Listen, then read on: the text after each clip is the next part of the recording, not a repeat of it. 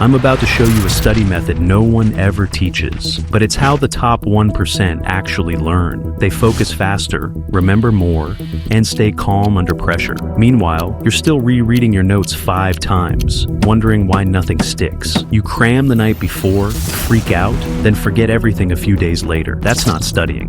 That's just wasting time. It might make you feel dumb, but you're not. You're just using the wrong method, because no one ever showed you the right one.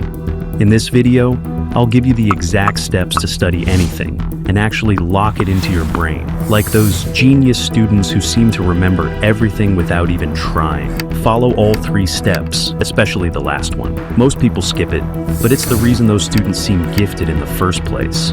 Let's get into it.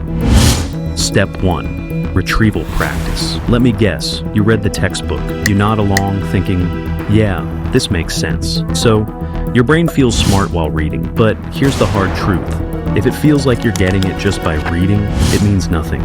Research shows that students who only read often overestimate how much they actually remember. Only when they try to recall without notes do they realize what they truly know. Reading feels like learning, but it's just your brain going, I've seen this before.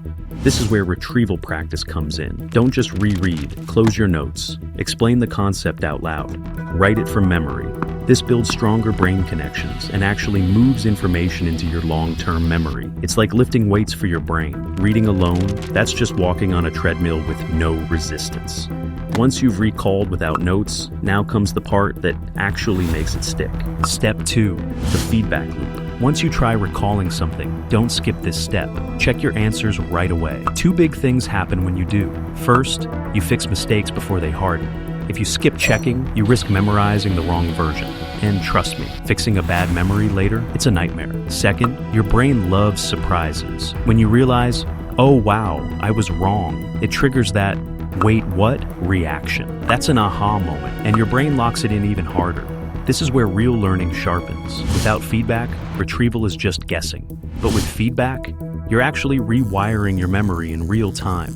Now, here's the step almost no one does. But the ones who do, they're the ones you call geniuses or naturals. Step 3, overlearning. Don't stop when it feels easy.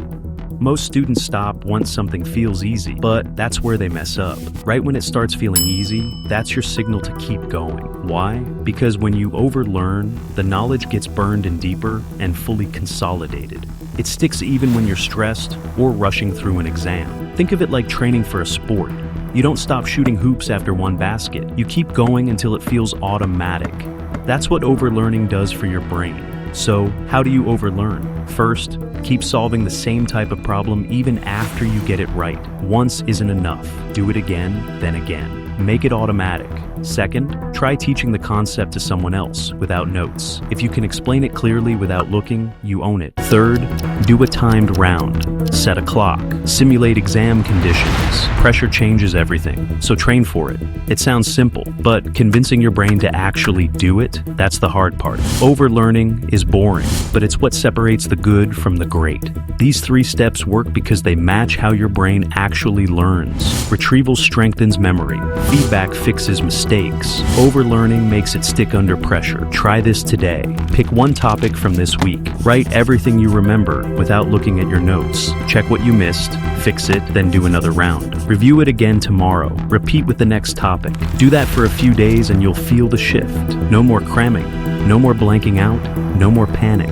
Just steady, real memory that shows up when it counts. Try it, track it, and if it works, tell me in the comments. Hit subscribe. I've got more no-nonsense strategies coming your way. Until next time, keep learning smart.